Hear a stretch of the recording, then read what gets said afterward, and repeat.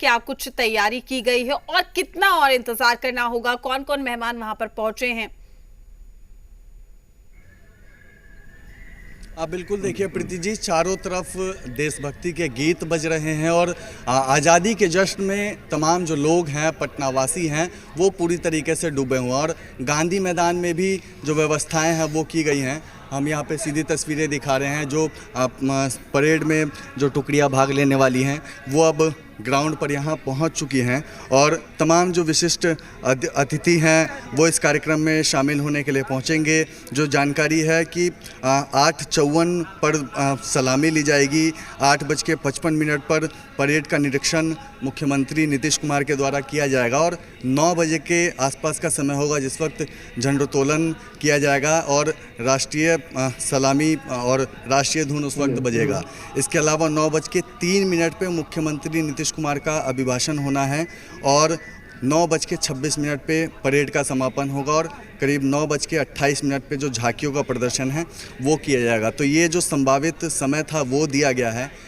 गांधी मैदान में पूरी जो तैयारियां हैं वो कर ली गई हैं। हालांकि अभी अतिथि के पहुंचने का सिलसिला नहीं शुरू हुआ है, लेकिन कुछ देर बाद जानकारी है कि लोग जो अतिथि हैं वो पहुंचने शुरू हो जाएंगे। आम लोगों के आने का अब सिलसिला शुरू हो गया है। जो दर्शक दीर्घा बनाया गया था वहां पर जो आम लोग हैं वो अब पहुंचना शुरू हो गए हैं।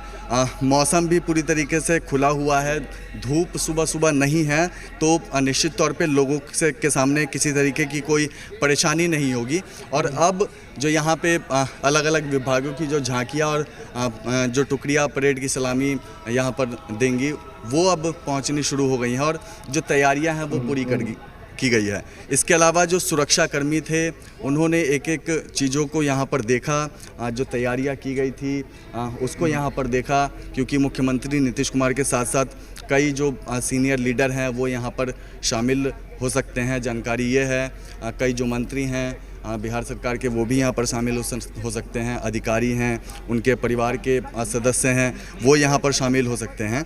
तो इस लिहाज से जो गांधी मैदान की सुरक्षा है वो भी पूरी तरीके से की गई है।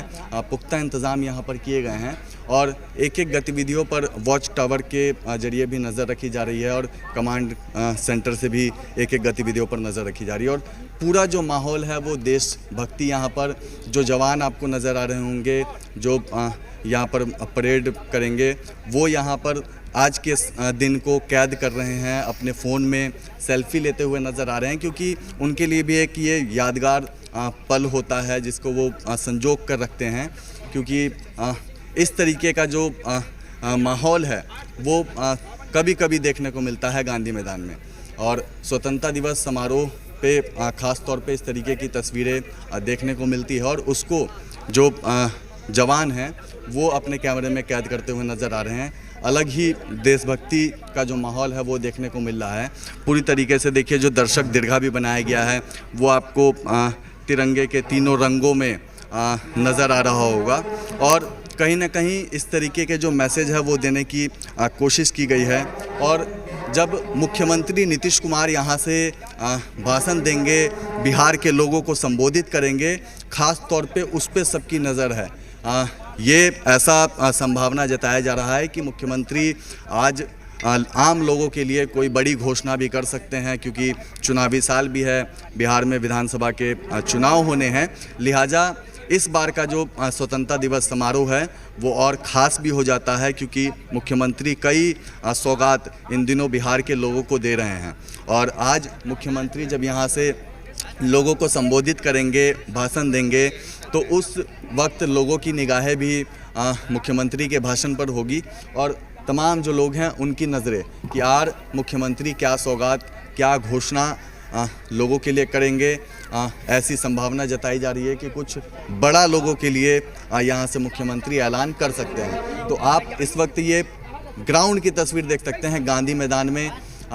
अगर कोई वैसी परिस्थितियाँ उत्पन्न होती हैं, क्योंकि पिछली बार हमने देखा था जब धूप अधिक था और उस वक्त कई जो जवान थे वो बेहोश हो गए थे, तो उनके लिए भी यहाँ पर कई एम्बुलेंस जो है वो एक लाइन से लगाई गई हैं। करीब 6-7 एम्बुलेंस है उसकी व्यवस्था की गई है। इसके अलावा अग्निशमन विभाग की जो गाड़ियाँ हैं वो यहाँ पर पूरी तरीके से हाई अलर्ट मोड पर हैं। तो जहाँ एक तरफ स्वतंत्रता दिवस समारोह की तैयारी की गई है, तो वहीं सुरक्षा तक से लेकर के हर एक गतिविधि से लड़ने के लिए जो तैयारियां होनी चाहिए यहाँ पर, उन तैयारियों को भी किया गया है, चाहे एम्बुलेंस हो या फिर अग्निशमन विभाग की जो गाड़ियां हैं उनकी बात करें। और अब धीरे धीरे जो टुकड़ियाँ परेड में शामिल होंगी वो यहाँ पर पहुँचने शुरू हो गए हैं और अब यहाँ पीछे की ओर पूरी तरीके से व्यवस्थित ढंग से वहाँ पे तमाम जो जवान हैं वो खड़े होंगे और वहीं से जो परेड की सलामी है वो दी जाएगी। यहाँ पर अलग अलग विभागों की झांकियाँ निकलेंगी और मुख्यमंत्री नीतीश कुमार मुख्य मंच से जहाँ से वो भाषण देंगे वहीं से तमाम जो चीज़ें हैं उसको देखेंगे। जो झांकियाँ अलग अलग विभागों की प्रस्तुत की जाएंगी उन झांकियों को देखेंगे। जो मुख्यमंत्री नीतीश कुमार की सरकार ने उनके अलग अलग जो सरकार में विभाग हैं उनके द्वारा जो कार्य किया गया है, जिस पर जो झांकियां हैं वो दिखाई जाएंगी, लोगों के बीच में एक मैसेज देने की कोशिश की जाएंगी, तो उसको मुख्यमंत्री नीतीश कुमार खुद देखते हुए यहाँ पर नज़र आएंगे। और ये समय काफ़ी ख़ास रहता है। जो देशभक्ति का भाव है हर किसी के मन में, चारों तरफ देशभक्ति के गीत सुबह से ही बजते हुए नज़र आ रहे हैं, चाहे गांधी मैदान के अंदर की बात करें या फिर गांधी मैदान के बाहर की बात करें। तो अब कुछ देर का और इंतज़ार है। हालांकि जानकारी यह है कि गांधी मैदान साइड जो वाहन हैं उनको नहीं आने दिया जाएगा, डाइवर्ट भी कर दिया जाएगा।